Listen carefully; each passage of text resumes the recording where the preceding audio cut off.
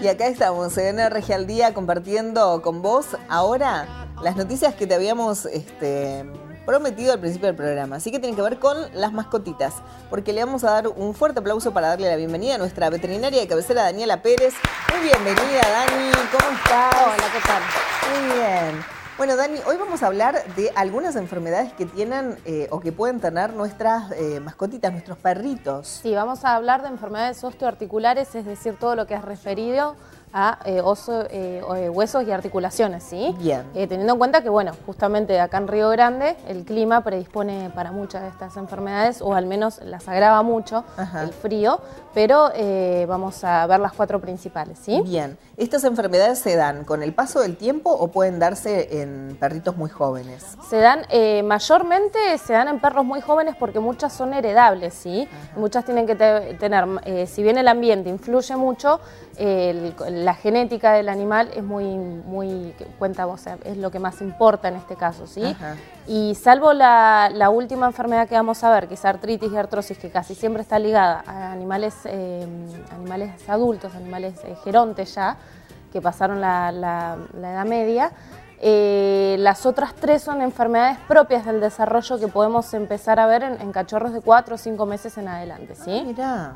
No sabía que tan chiquititos podían tener estas. La genética condiciona todo este tipo de cosas, por eso vamos a empezar a verlas. Tenemos plaquitas, ¿no es cierto? Sí, tenemos placa. Vamos a ir a la primer placa. Bueno. Y vamos a hablar de la más conocida ahora, ¿sí? La displasia de cadera es la enfermedad osteoarticular más frecuente en perros. Sí. Y está caracterizada por una incongruencia de la cavidad acetabular, que vendría a ser la articulación propia de la cadera, con las cabezas femorales, que vendrían a ser la otra parte que articula, ¿sí? Se da principalmente en razas grandes y medianas y se diagnostica a partir del 5º mes. ¿Por qué es importante remarcar esto? Justamente porque si bien nosotros estamos muy acostumbrados, o al menos se habla mucho, por ejemplo, de los ovejeros alemanes, por ejemplo, cuando se caen de cadera o ese tipo de cosas, la realidad es de que el diagnóstico empieza de cuando son cachorros, ¿sí? Tenemos que estar muy atentos a, sobre todo si adquirimos alguna de las razas que están más involucradas en esta patología, tener mucha atención a detalles como, por ejemplo, cómo son las posturas del animal, si cambia algo después del ejercicio, teniendo en cuenta que, bueno, que son cachorros y que nosotros tenemos que estar bien atentos, porque en un principio estas patologías no siempre suelen ser dolorosas, ¿sí? Bien. Entonces, bueno, esta es la más importante de todos, la que se da con mayor frecuencia.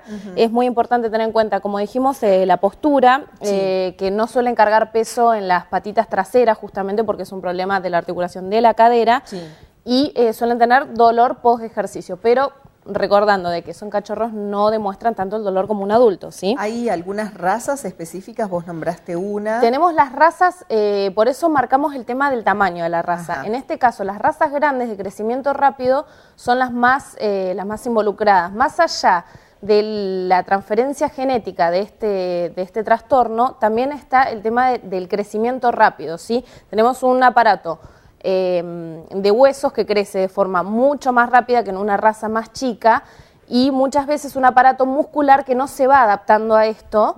Entonces, cuando nosotros le damos, sobre todo las razas grandes, por ejemplo, un ovejero alemán, un labrador, son perros que comen mucho también, ¿sí? Entonces, el alto requerimiento energético y que nosotros le demos mucha comida hace muchas veces que se vuelvan más pesados y que al sistema muscular le cueste proteger esta articulación, ¿sí? Que es lo importante. Por eso siempre es importante tener en cuenta que no solamente las condiciones genéticas del animal van a determinar dando la enfermedad, sino también la alimentación, el tipo de ejercicio que nosotros le permitamos hacer o no, y bueno, el ambiente en este caso, como decimos, de que Tierra del Fuego es un lugar muy frío, ¿sí? Entonces estas patologías, si bien en los cachorros aparecen en los meses más tempranos, los dolores suelen coincidir con los meses más fríos del invierno, ¿sí? ¿Cómo nos damos cuenta si le duele? Porque cambia la postura. Cambia la postura. En el caso por ejemplo, de la displasia de cadera, nosotros vemos de que se suelen sentar con las patas un poquitito más abiertas, suelen echarse después del ejercicio, suele mostrar bastante molestia, pero después del ejercicio, ¿sí?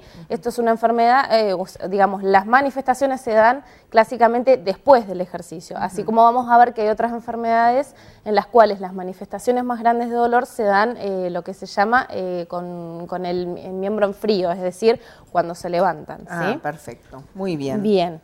Bueno. Vamos a pasar a la segunda plaquita, sí, que es de displasia de codo. Ajá. La displasia de codo es una enfermedad del desarrollo y también tiene una base hereditaria, por lo tanto los rottweilers, pastores alemanes y labradores son los más afectados, ¿sí? Lo que nosotros vamos a ver es intolerancia al ejercicio, claudicación, es decir, que va a renguear. En frío, acá tenemos una clásica de claudicación en frío, es decir, de que no necesariamente tiene que ser tras el ejercicio o puede ser también después del ejercicio, ¿sí? Se diagnostica a partir del cuarto mes, es decir, que son muy cachorritos. Todos estos diagnósticos generalmente se hacen con placa radiológica. Esta, particularmente, la displasia de codo, es una de las más difíciles de detectar por lo compleja que es la articulación del codo, ¿sí? Hay 4 defectos que pueden terminar dando la displasia del codo, pequeños defectos anatómicos que realmente necesitan una muy buena placa y una muy buena interpretación de los signos clínicos que no suelen ser tan abruptos, como recién te contaba, cuando son cachorros, como para poder diagnosticarlos, ¿sí? En este caso también tenemos las razas de crecimiento rápido, que son las más susceptibles, ¿sí?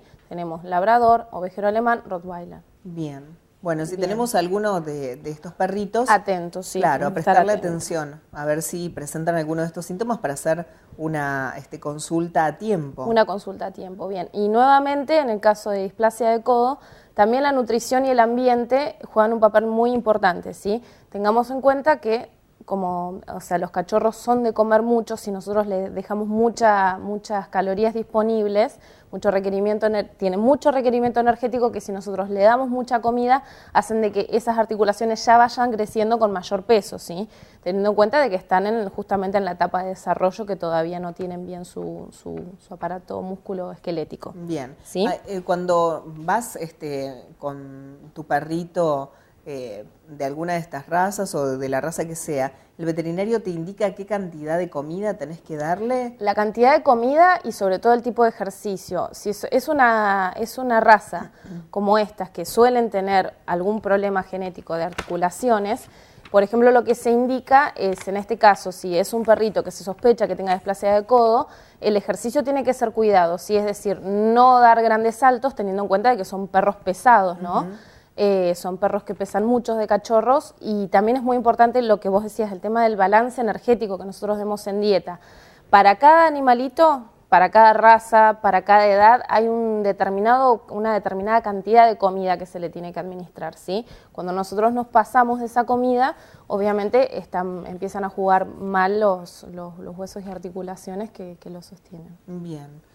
Bueno, vamos a pasar a la otra de las patologías. Sí, vamos a pasar a la tercera, que también es de desarrollo, que es la luxación patelar, pero en este caso se da en las razas chiquititas. Ah, bien. Tenemos todas las razas enanas, como pueden ser caniche, yorkshire, pequinés, chihuahua, sean razas pequeñas, ¿sí? En este caso es la rótula, que vendría a ser la rodillita o la patela, se sale de la tróclea, es decir, del lugar normal donde tiene que estar encastradita en la rodilla. Sí.